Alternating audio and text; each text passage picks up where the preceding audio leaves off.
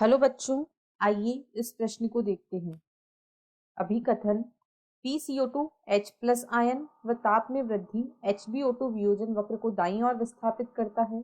तर्क PCO2 का अधिक होना या pH का कम होना ऑक्सीजन की हीमोग्लोबिन के प्रति बंधुता को कम करता है। इस प्रश्न की जो मुख्य अवधारणा वह है HbO2 वियोजन वक्र।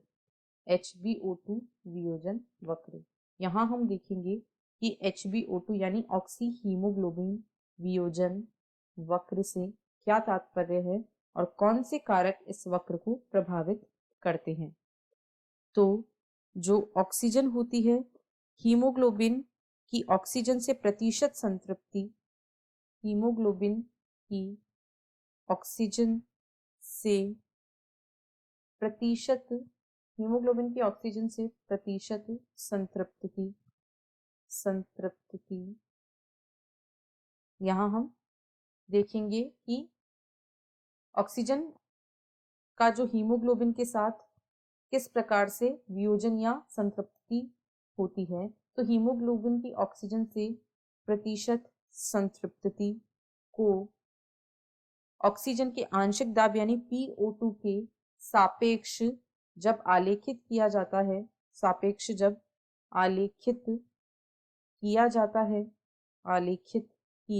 जाता है तो ऐसा करने पर हमें एक सिग्माभ यानी सिग्मॉइड आकार का वक्र प्राप्त होता है। इसे ही हम HbO2 या ऑक्सी हीमोग्लोबिन वियोजन वक्र कहते हैं। बहुत से कारक इस वक्र को प्रभावित करते हैं। यदि निम्न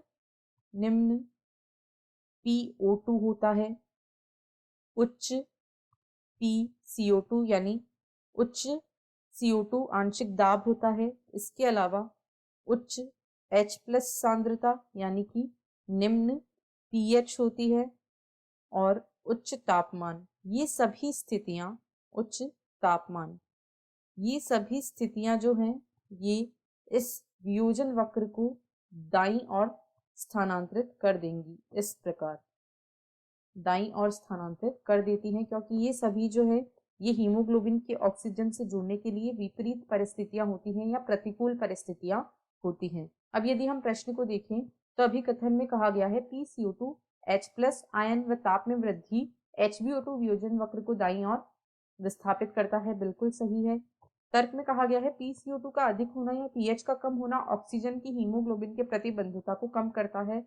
यह बिल्कुल सही है क्योंकि जब PCO2 का आंशिक दाब अधिक हो जाएगा या pH कम हो जाएगी तो हीमोग्लोबिन के प्रति ऑक्सीजन की जो बंधुता है वह कम हो जाती है, जिसकी वजह से हीमोग्लोबिन से ऑक्सीजन अलग हो जाता है और जो वियोजन वक्र है वह दाईं तरफ विस्थापित हो जाता है।